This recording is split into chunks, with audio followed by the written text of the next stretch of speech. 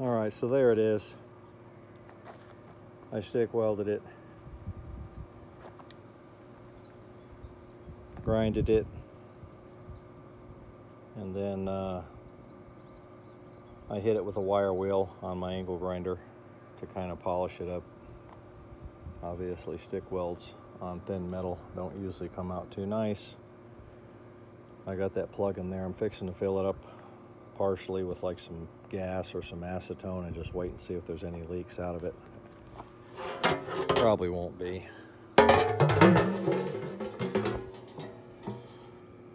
When you're welding something thin like that and you gotta like do a little at a time and stop, usually if you see that burn ring around there and see how it's kind of melted through, it's burned in. Now if there's any gaps in that dark ring, even one, it's probably going to leak there. But if, typically whenever I've done this before, I always stick weld it because I have a MIG welder, but the gas isn't set up on it.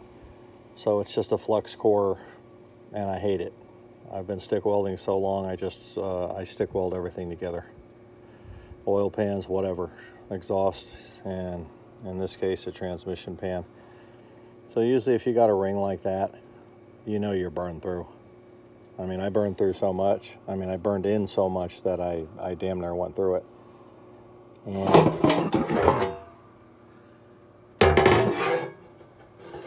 I did end up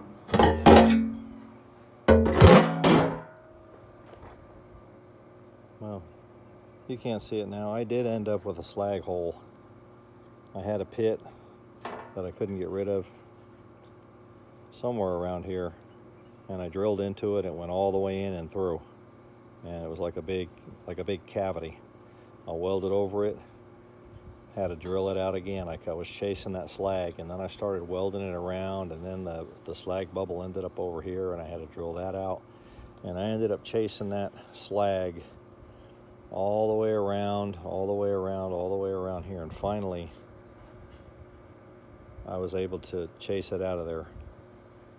And the way I can tell is I put a pretty fat weld all the way around here, and then I ground into it, and I make sure there's no pockets.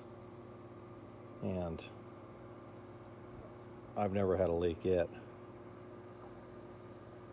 Not at least when it comes to liquid. I've had some exhaust leaks when I stick weld, but I don't worry about that too much. I can always go back and hit that later. It's these I worry about. Because if it leaks, I got to take it all apart again and, all that stuff. So anyway, I'm going to put some gas in here and just let it sit a while I clean up and make sure there's no leaks. If no leaks, that's when my tranny sensor is going to go. So that's it.